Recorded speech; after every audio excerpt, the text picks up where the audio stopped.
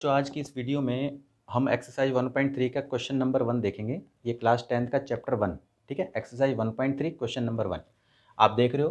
Prove that root 5 is irrational. और ये जो क्वेश्चन है ना, बोर्ड में हर बार आता है, ठीक है। 4 नंबर में ज़रूर आता है ये सवाल, ठीक है। तो इसको करके देखते हैं किस तरह से करेंगे हम। हमें बताना क्या है कि हमें ये प्रूव करना है कि रूट 5 जो है वो इरेशनल है, ठीक है। तो हम इसको क्या करते हैं, हम मान लेते हैं कि ये रैशनल नंबर है, ठीक है। तो let us assume to the contrary that root 5 is rational. हमने इसको रैशनल नंबर मान लिया, ठीक है। तो so we can find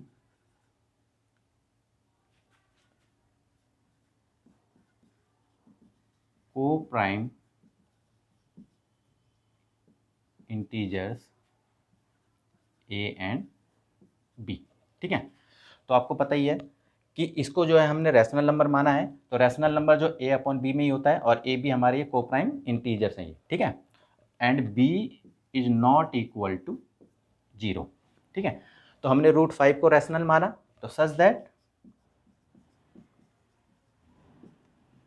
root 5 is equal to a upon b में लिखेंगे हम। अब आपको ये भी ध्यान रखना है, देखो बेटा, ये को प्राइम नंबर क्या होता है। को प्राइम नंबर वो होता है जिसका HCF 1 होता है, ठीक है। यानी कि 1 के अलावा और कोई कॉमन फैक्टर उसका नहीं होता। तो हमने रूट 5 को a अपॉन b में मान लिया, ठीक है। अब इस b को इधर मल्टीप्लाई करोगे तो ये क्या हो जाएगा, root 5 is equal to a हो गया। अब हम क्या करेंगे, दोनों साइड का स्क्वायर कर देंगे। तो हम यहाँ लिख देते हैं squaring both sides we get. Square करने पे दोनों तरफ से हमें क्या प्राप्त होगा, चलो हम इसको कर देते हैं पहले। रूट 5 बी की स्क्वायर और ए की स्क्वायर। अब देखो, ये रूट से ये रूट कटेगा तो ये क्या बचेगा, ओनली 5, और ये बी की स्क्वायर इज इक्वल टू ए की स्क्वायर, ये आपका बचेगा। अब आप यहाँ देखो क्या हो रहा है। अब यहाँ जो हो रहा है, देखो क्या हो रहा है, ए की स्क्वायर यहाँ पर इज डिविजिबल बाई 5। आप देख रहे हो कि ए की स्क्वायर जो है वो 5 से डिविजिबल हो रहा है। इस चैप्टर में एक थ्योरम है 1.3, ठीक है। उसके अकॉर्डिंग अगर आप देखोगे तो ये क्या होता है, देखो ए की स्क्वायर मैं बता देता हूँ आपको। ए की स्क्वायर इज डिविजिबल बाई 5, तो A is also divisible by 5, divisible by 5। ये हमारी इक्वेशन फर्स्ट हो गई, ठीक है। ये कैसे हो रहा है, अभी देखो थ्योरम 1.3 के अकॉर्डिंग क्या होता है। जैसे मान लो मैंने कहा 3 की 3 जो है वो 3 की 2 से डिविजिबल है। देखो, तो 3 3 जा 9, 3 जा 27 होता है। जैसे मैंने कहा ना 27 और 3 3 जा 9, तो 9 27 9 से डिविजिबल होता है। तो इसका मतलब क्या होता है कि जो 3 की 3 है इज आल्सो डिविजिबल बाई 3। यदि इसके प्रोडक्ट पावर से ये डिविजिबल हो रहा है तो ये इससे इसके प्राइम नंबर से भी डिविजिबल होगा, ठीक है ना। यानी कि इस तरह से, तो इसी तरीके से ये आपका है, ठीक है। अब हम क्या करते हैं, अब देखो ए की स्क्वायर इज डिविजिबल बाई 5, तो A is also divisible by 5। ये हमारी इक्वेशन फर्स्ट हो गई, ठीक है। अब हमने क्या किया, चलो हमने मान लेते हैं लेट ए बराबर है 5c। सी हमने कोई एक पॉजिटिव इंटीजर मान लिया, ठीक है। यहाँ लिख देते हैं where C is some integer, any integer या सम इंटीजर जो भी है, हमने मान लिया। अब हम क्या करेंगे, ए इज इक्वल टू 5c हमने जो माना, इसको हम इसमें पुट कर देंगे, ठीक है। अब पुट कर दो आप 5b की स्क्वायर, ए की वैल्यू जो 5c है तो 5c की स्क्वायर लिखेंगे। तो अब यहाँ देखो 5b की square is equal to 25c की स्क्वायर हुआ, 5 से कट गया तो आपका बच्चा क्या, b की square is equal to 5c की स्क्वायर। अब यहाँ पर देखो क्या लिख रहा है, अब यहाँ देखो क्या हो रहा है, वही चीज़ है। मैंने कहा बी की स्क्वायर इज डिविजिबल बाई 5, तो इसका मतलब then B is also divisible by 5 according to theorem जो 1.3 हमारी है। अब यहाँ पर अब देखो ये होगी हमारी सेकेंड इक्वेशन, ठीक है ना। तो हमारा यहाँ देख रहे हो कि हमारा ए जो है वो 5 से भी डिविजिबल हो रहा है और बी जो है वो 5 से भी हमारा डिविजिबल हो रहा है, ठीक है ना।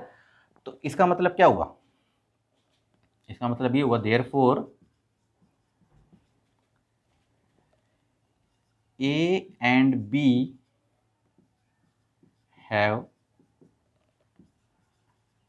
at least 5 as a common factor। अब आपने देखा यहाँ पर कि a 5 से भी डिविजिबल हो रहा है और b भी 5 से डिविजिबल हो रहा है, तो इसका मतलब ये हुआ कि जो हमारा a एंड b है उसका 5 जो है ना वो कॉमन फैक्टर आ रहा है, ठीक है ना। तो लेकिन द कॉन्ट्राडिक्ट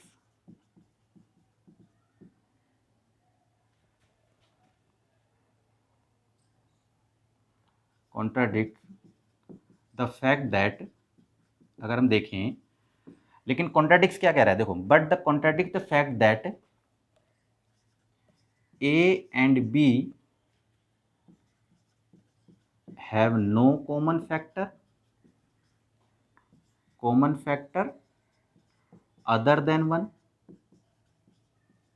देखो कॉन्ट्राडिक्ट क्या कह रहा है, विरोधाभास क्या कह रहा है कि भाई ये देख रहा है कि ए और बी जो है उसका 1 के अलावा और कोई कॉमन फैक्टर तो होना नहीं चाहिए था, लेकिन यहाँ पर 5 एज ए कॉमन फैक्टर आ रहा है यहाँ पर, ठीक है ना।